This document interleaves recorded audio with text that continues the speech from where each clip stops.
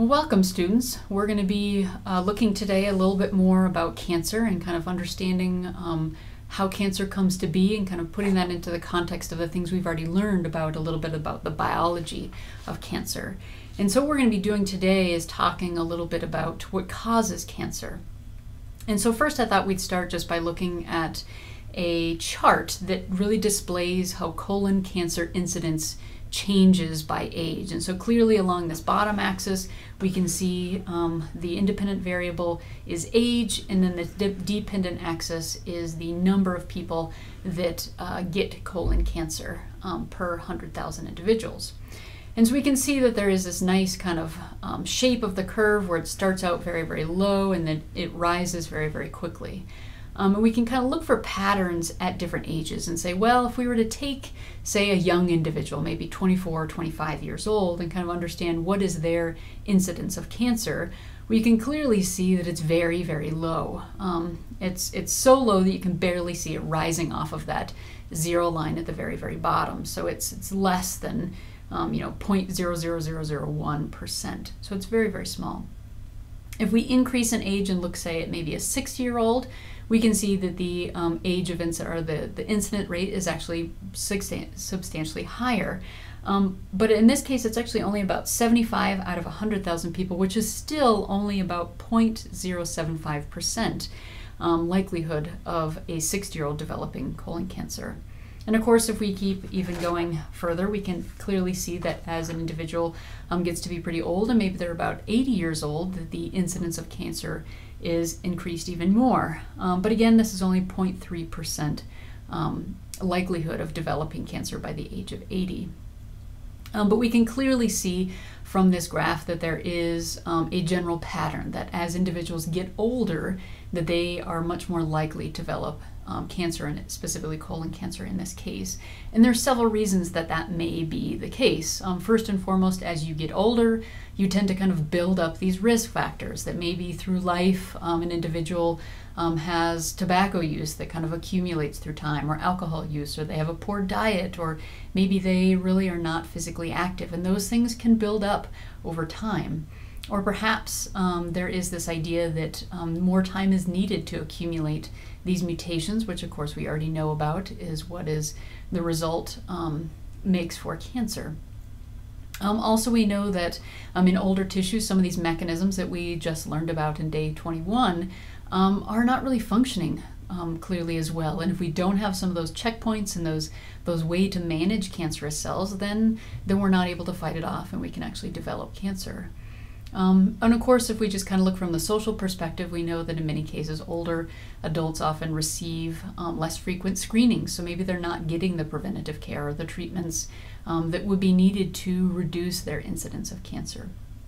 So there's lots and lots of factors we can kind of list off thinking about why it is that older individuals develop cancer more frequently than younger ones do. And so we're going to talk a little bit now about building a model to explain what is it that really causes individuals to develop cancer. And we're going to be comparing two models, or two hypotheses.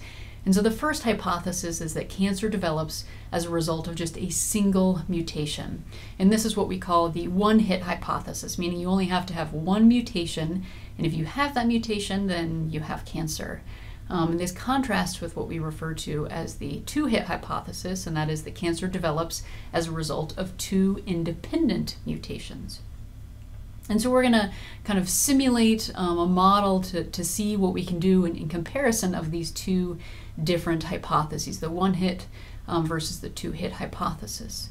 And so we're going to start out envisioning that we have about 40 students in our class.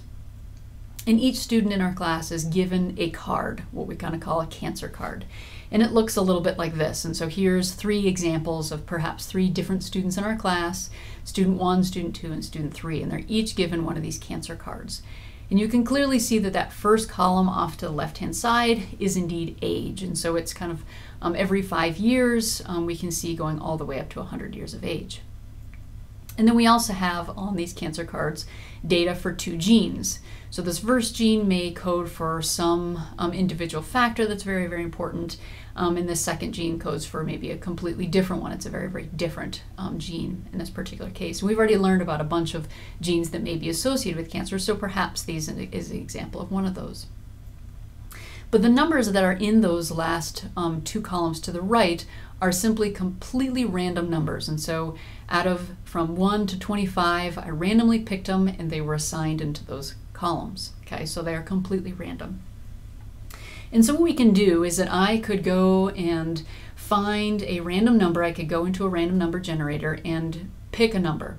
And if that number matches exactly with what is in one of these genes, one of those random numbers that's on these student cards, then that particular student or individual would actually develop cancer.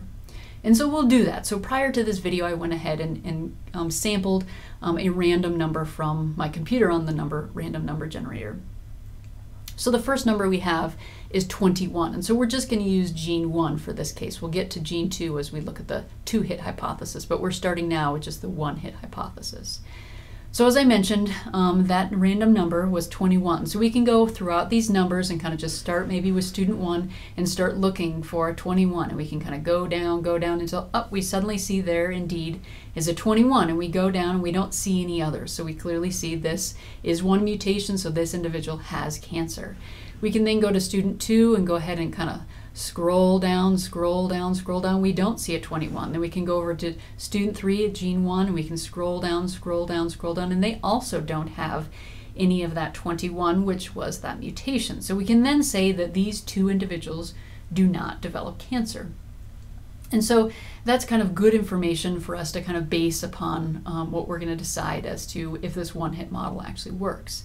And so we can use these data. First and foremost, we have these 2 individuals that don't have cancer, but this one that does, we can clearly see that they developed cancer at what was actually 50 years of age. And so we can take these data from all of our 50 students that we actually calculate and put them all into a table that maybe would look like this. And so you can see then that far left-hand column is again age by years, and it's about every 5 years, just like we had on those student cards. And so then that first column is just simply the number of people who develop cancer at some actual raw age. And so that student 1 that we just had they had developed cancer at age 50. So they are one of these right here, one of those individuals. But of course we had 40 total students, so there was one that developed it at 5, there was one individual that developed it not till 100 years old, and then clearly these are not all 40 of our students, so there were a few, just like the 2 we had, that did not develop cancer at all. And then you can see that kind of far right-hand column is actually the cumulative number of people who develop cancer. So we just add them up, so that first we know that we had that one individual that developed it by 5 years of age, and then we had 2 that developed it by 10 years of age, so we can just add them up here, which is why we have a 3. And then since none of them developed it by 15 years, we carry those 3 individuals over. 2 developed it by 20 years, so we carry it down, and we go on and on and on and on until we finally get, there was a total of 17 individuals out of our population of 40 that actually developed cancer. And we can just chart this out and make a graph of it. And you can clearly see that age, again, is our independent variable along the bottom axis, and the number of individuals that develop cancer is that dependent variable on the y-axis. And so we get this kind of general kind of inclining or increasing pattern of cancer incidence. And this did not really resemble what we saw on our real model, that was the first picture that I showed you all. And so this kind of tells us that this one-hit hypothesis may not be a good estimate of what's really happening with cancer incidence. So we can then move to our 2-hit hypothesis. So we'll go back to our student cancer cards and say, okay, well now we're going to have 2 hits to see if we actually get cancer. And so our first hit, I'm just going to use that random number 21 for gene 1, and so we just have this one individual that actually has that. And then these student 2 and student 3, of course, did not have those. And I can then kind of come up with a new random number to see what's going to happen for that gene 2. And the random number that I was able to pull up was 18. And so if an individual, if we kind of go through this student 1 and look for an 18, you can clearly see that there it is way down there. And so that particular individual actually developed cancer, as you can see, if we kind of scroll over, at about 95 years of age, because they didn't actually have two of those until they were actually 95 years old. They had one of them, of course, at 50, but they didn't have cancer according to the two-hit hypothesis until 95 years of age. So we can then compare this to what happens in these individuals, and you can clearly see that yes, indeed, they also had those mutations, but those two individuals didn't actually develop cancer, even according to this model, because of the fact, even though they did have those mutations in those gene 2, because they only had one mutation. According to the two-hit hypothesis, you have to have two mutations. And so they didn't develop it. And so we can take these data and say, okay, well, let's plot them, because we can clearly see as one individual, student number 1, they developed cancer having 2 hits at age 95. And so we can accumulate all the data, and you can clearly see we have far fewer individuals according to the two-hit hypothesis. Not as many people develop cancer, and that makes some sense. To actually have 2 mutations to get it, you're far less likely just due to chance alone. But we can do the same thing and add all these individuals up and say, when is it that they're actually developing cancer, and make a model of those data. And it looks a little bit like this. And we do see that same kind of increasing pattern, but you can see that it is a little bit flatter at these younger ages, which was more similar to what we actually saw in the raw data itself. And so here's the raw data, just to kind of give you a reminder of the colon cancer incidence by age. And we can then compare it to the 2 models that we had. The 1 hit is shown in blue, and the 2 hit is shown in orange. And so if we had to pick one of these, the 2-hit hypothesis is probably the best one. And that probably suggests to us that more than one mutation or hit, according to this scenario, is involved in the development of cancer. And so we know that it's not that you just get one mutation and you suddenly have cancer, but that it is having multiple mutations that is then was associated with this development of cancer. But that may not be the only factor, because what we're going to also then do is kind of take this look and say, well, what happens if we add in a couple of other pieces? Because just these 1-hit and 2-hit hypotheses or models didn't really seem to perfectly match this model, this real model that we can see here. So there's probably a couple things going on, because as we can see, this is actually rising very slowly, and even though this one rises a little bit more slowly than this one, it's still rising far more quickly than what we actually see here.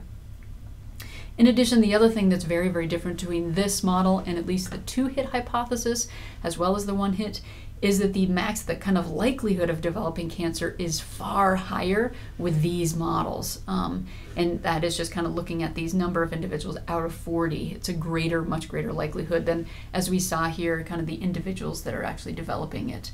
Up here, 350 individuals is really a teeny tiny percentage of the total population. And so there's probably something going on that we can actually model out. And so our next models are really going to be kind of focusing on these 2 factors. The first is the number of mutations or hits, which we actually were able to manipulate here. But if we use computer simulations rather than just these little cards, we can actually add a whole bunch more mutations or hits than just 1 or 2.